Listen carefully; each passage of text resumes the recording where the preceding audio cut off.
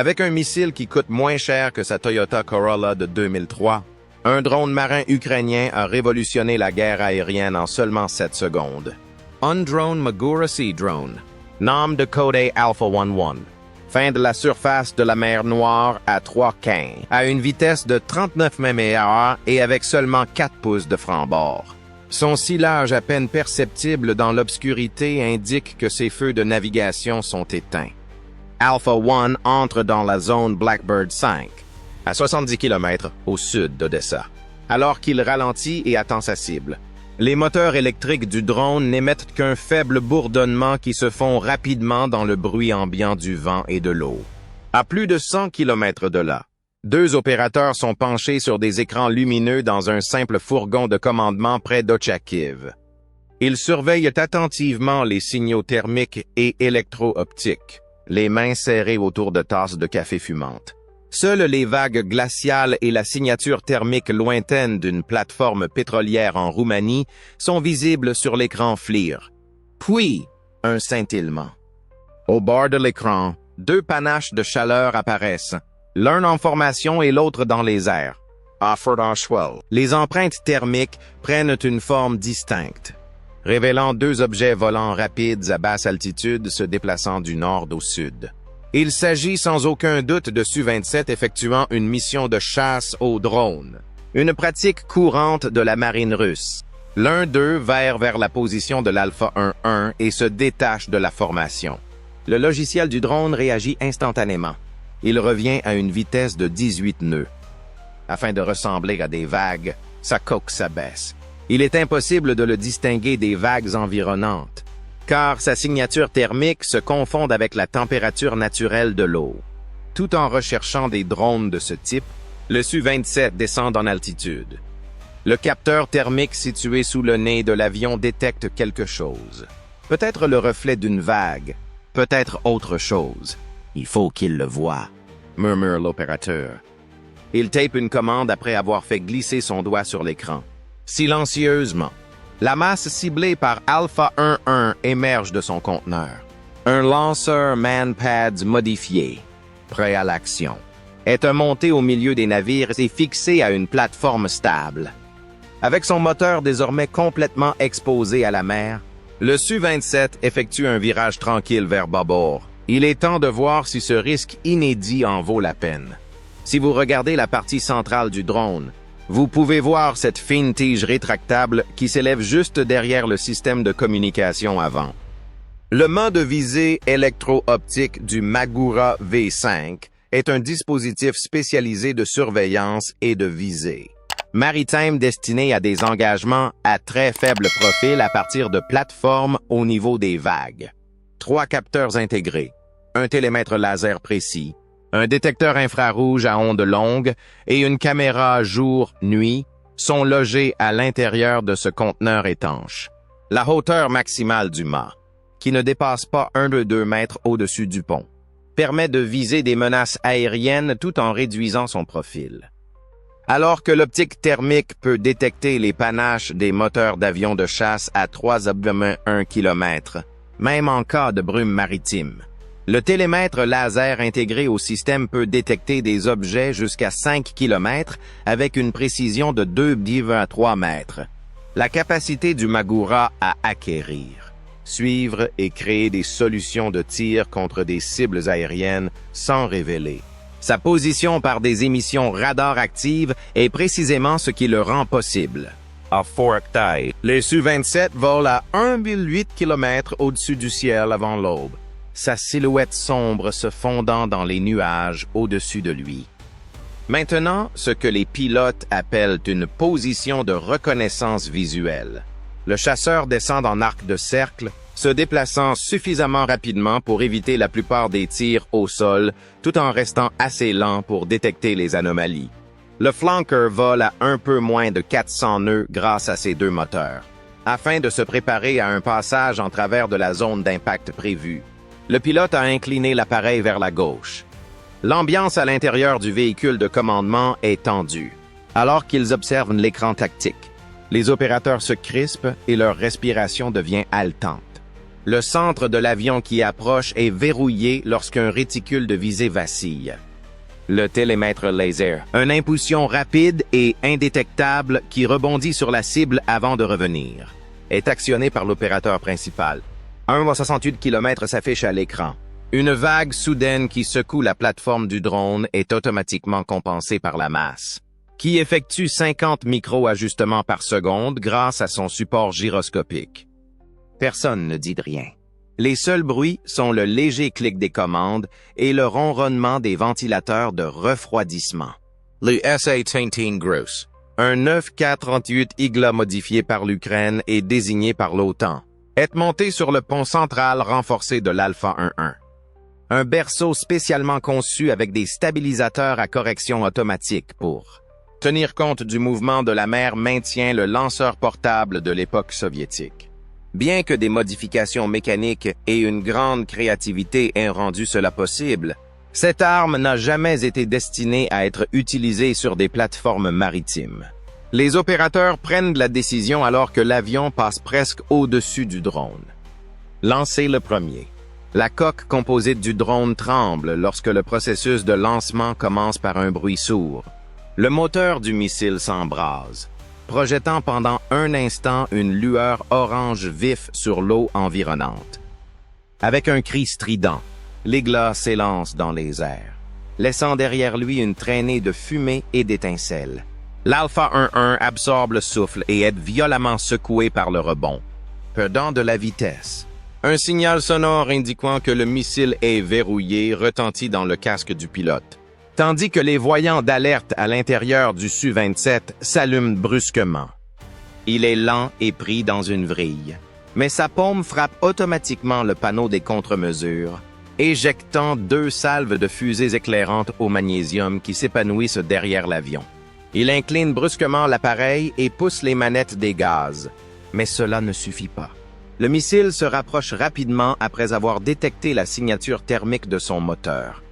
La fusée de proximité de l'Igla détecte la position de l'avion de ligne et explose à 4h17 exactement, à 68 km au sud d'Odessa. Le moteur tribord du Su-27 est perforé par des éclats qui enflamment le carburant et détruisent les surfaces de contrôle. Des flammes jaillissent de l'arrière du fuselage de l'avion de chasse qui tremble dans les airs. Juste avant que l'avion ne commence sa descente terminale, le pilote tire sur la poignée d'éjection et s'éloigne de l'appareil, malgré les conditions maritimes changeantes et l'instabilité croissante. La petite taille et le système de navigation à guidage thermique de l'Igla ont permis un engagement fiable hors de la plateforme. Le virage à basse vitesse du Su-27 peut être exploité par l'opérateur grâce à son cycle de verrouillage et de tir de 2,5 secondes, qui place l'avion dans une situation irrécupérable avant qu'il ne puisse monter ou accélérer. Un verrouillage confirmé n'aurait pas permis un tir propre sans le support stabilisé de l'Igla. Cependant, sans une communication fiable en temps réel, même un tir réussi n'aurait servi à rien. La caméra de l'Alpha 11 enregistre les derniers instants du Su-27 à 4h18, moins de 60 secondes après l'impact du missile. L'avion est visible dans le flux thermique alors qu'il décrit un arc vers l'eau, sa structure se désintégrant dans un panache de gaz brûlant. Avant que le parachute en forme de champignon ne s'ouvre dans le ciel avant l'aube, le pilote apparaît comme une minuscule silhouette noire qui se détache brusquement de l'avion. L'air à l'intérieur du van de commandement est froid, mais le front des opérateurs est couvert de sueur.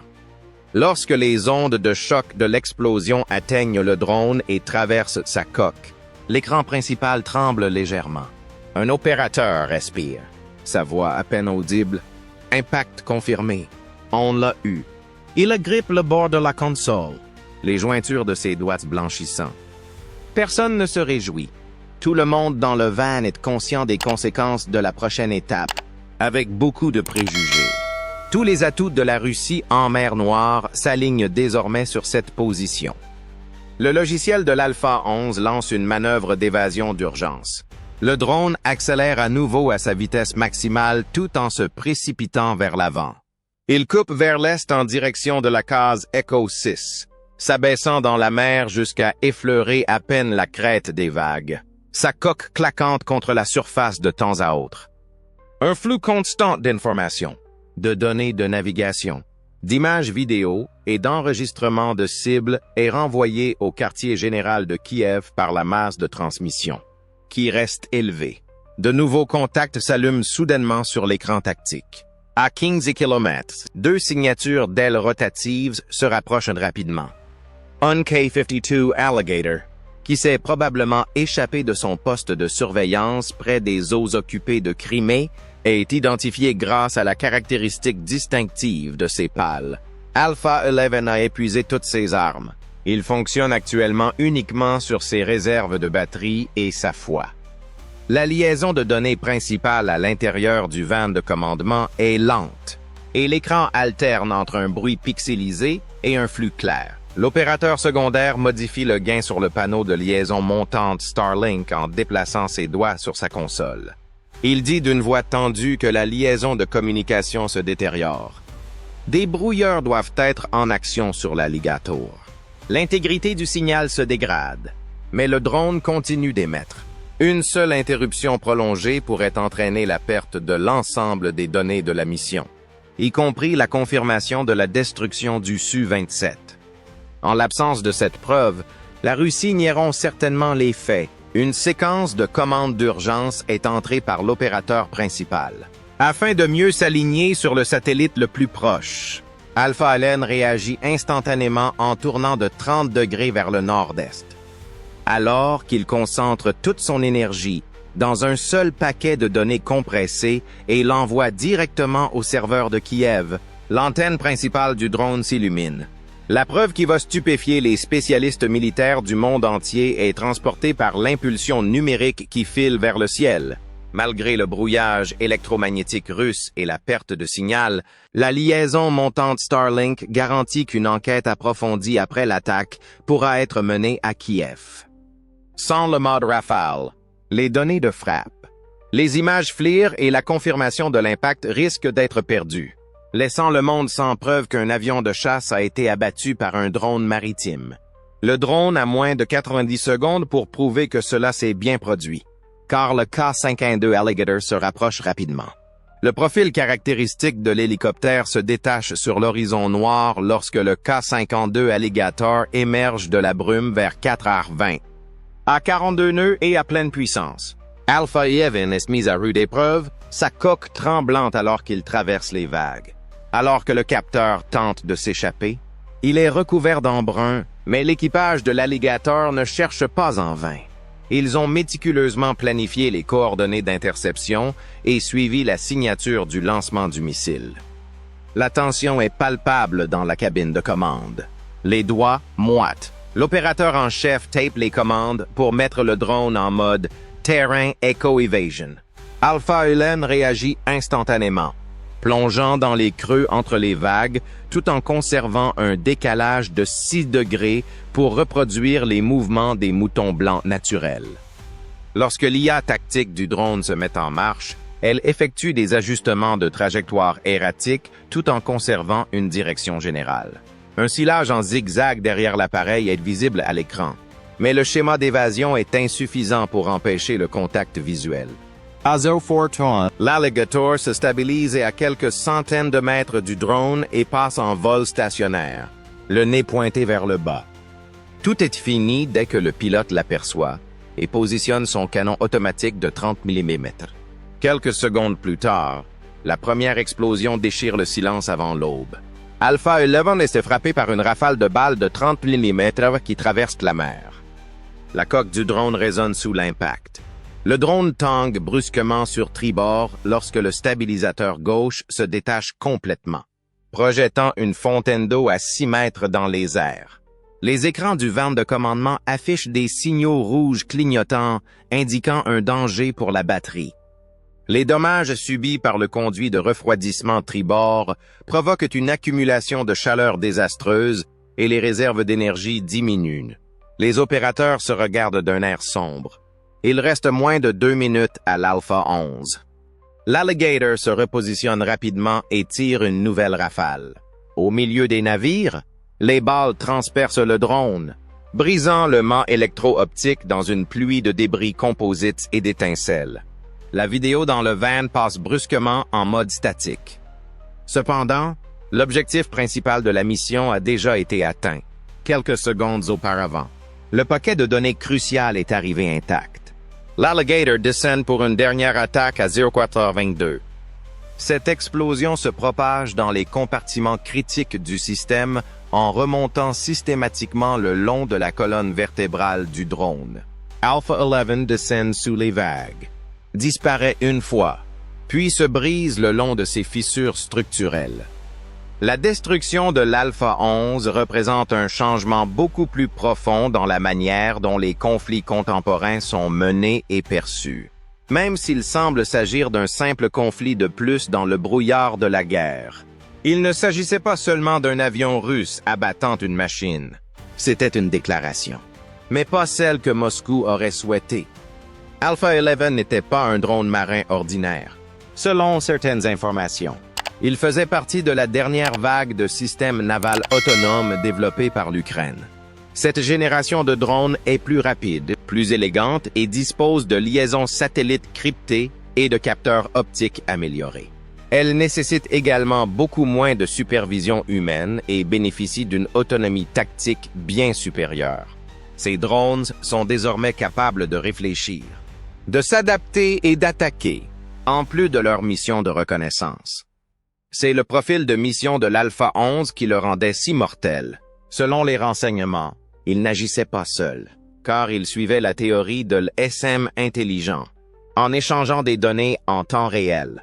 Chaque drone marin de son réseau fonctionnait comme un nœud, générant une conscience distribuée du champ de bataille.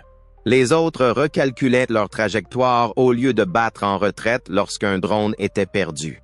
Ils changeaient de vecteur. Ils modifient les priorités de leur cible. En détruisant Alpha 11, le pilote russe a peut-être déclenché une contre-attaque adaptative, beaucoup plus difficile à détecter. C'est là qu'il a commis sa véritable erreur. Cependant, la dynamique tactique n'est qu'un début. La Russie ne considère plus la mer Noire comme une zone sûre d'un point de vue stratégique. La mer Noire, autrefois considérée comme un lac proche de la domination russe, est désormais une zone de combat disputée et imprévisible, pleine de menaces sophistiquées, de navires fantômes et de messages cachés. La doctrine du SM, un nouveau type de guerre distribuée dans laquelle l'adversaire est partout, nulle part et en constante évolution, constitue actuellement une menace pour les ressources navales russes. C'est la quintessence de la guerre asymétrique, et cela fonctionne. L'Ukraine fait payer plus cher à la Russie chaque drone qu'elle lance. Plus de carburant pour les patrouilles, plus de moments de tension, plus de vols similaires à la chasse à l'Alpha 11. Cette asymétrie des coûts est importante dans un conflit où l'économie est un facteur clé. Pour se protéger, la Russie doit payer des centaines de milliers, voire des millions de dollars pour chaque drone à faible coût et à fort impact lancé par l'Ukraine. Cela ne peut pas durer, pas à long terme. De plus, chaque interaction de ce type se transforme en une donnée. L'Alpha 11 et les autres drones sont par nature sacrifiables. Chaque mouvement et chaque réaction de l'adversaire sont enregistrés, téléchargés et examinés. La mémoire est transmise à l'Alpha suivante. En plus de la mission, le champ de bataille évolue. Bien que couronné de succès dans ce cas particulier, la réaction militaire de la Russie a ses limites. Les avions à réaction se déplacent rapidement, mais de manière constante. Les pilotes doivent obéir aux ordres. Il est possible de tromper leurs capteurs. Ils peuvent appâter leurs missiles. Plus important encore, ils sont exposés dès qu'ils interagissent. Même si Alpha 1 a péri dans les flammes, il a probablement tout vu, y compris le numéro d'immatriculation, le type d'avion et la signature du missile lancé. Ces données sont déjà en cours d'analyse dans un centre d'analyse de l'OTAN ou dans un bunker à Kiev. Les répercussions politiques sont également de plus en plus importantes. Chaque destruction très médiatisée comme celle-ci doit être présentée comme un signe de supériorité par les dirigeants russes. Cependant, pour les observateurs extérieurs, cela montre une certaine crainte. Si un drone ne constitue pas réellement une menace, Pourquoi envoyer des avions de chasse à son encontre? Si vous contrôlez les eaux, pourquoi patrouiller si intensément? Il y a une autre dimension. Une question persiste désormais chaque fois qu'un pilote russe enfile sa combinaison. Ce point lumineux sur le radar est-il une menace ou une ruse? Est-il l'un parmi tant d'autres? Ou le seul? Les facteurs de stress s'accumulent. La fatigue s'installe. La confiance s'érode. La guerre des drones use les nerfs autant qu'elle use les systèmes. Sans parler du public qui observe à distance. L'OTAN, la Turquie, la Chine, l'Iran. Pour diverses raisons, chacun étudie cet engagement. Certains tentent de l'imiter. D'autres cherchent à en tirer profit. Cependant, tout le monde s'accorde à dire que les systèmes sans pilote ne sont plus des outils utiles. Ce sont désormais des armes de première ligne. Rapides, jetables et incroyablement puissantes. Le chaos des gros titres quotidiens sur les combats risque de faire oublier les derniers instants de l'Alpha 11. Cependant, son héritage perdure. Dans le prochain drone marin, le prochain pilote a fait une pause. Sa télémétrie a été utilisée pour entraîner l'algorithme suivant. Sa disparition est davantage le résultat d'une combinaison de données, de sacrifices et d'adaptation que d'un échec. De plus, 10 alphas supplémentaires sont construits pour chaque alpha qui coule. Plus intelligence, plus rapids, et plus meurtrier. Dans les airs, la Russie a peut-être remporté une victoire tactique. Cependant, la situation en mer reste ambiguë. La guerre continue d'apprendre. Les drones sont toujours en route. Le champ de bataille n'est plus limité par la géographie, ce qui est sans doute la leçon la plus importante à tirer de la dernière mission de l'Alpha 11. L'air, la mer et la terre ont disparu. L'intersection entre la force cinétique et l'intelligence numérique est un spectre fluide, où un drone comme l'Alpha 11 transmet, apprend et écoute en plus de naviguer. Et cela fait toute la différence. Car chaque équipement utilisé au combat est désormais un capteur. Chaque unité détruite vient enrichir un système plus vaste et plus intelligent, plutôt que de constituer une perte. L'utilisation de robots non seulement pour attaquer, mais aussi pour réfléchir. S'adapter et modifier la perception de la réalité de l'ennemi est ce que les stratèges militaires appellent désormais la guerre cognitive. Autrefois à l'aise avec l'artillerie et la force brute, la Russie est aujourd'hui entraînée dans un conflit d'un autre genre. Un conflit qui privilégie l'adaptabilité au dogmatisme, la précision à la posture et la résilience à la taille. Un conflit dans lequel les drones marins recherchent le déséquilibre plutôt que la gloire. Ils n'ont pas besoin de l'emporter dans le conflit. Il leur suffit de changer la logique de la guerre. Ils le sont aussi. Chaque fois qu'un pilote tire un missile pour détruire un drone, l'ennemi derrière ce drone, souvent invisible, obtient des informations qui sont plus précieuses que les débris.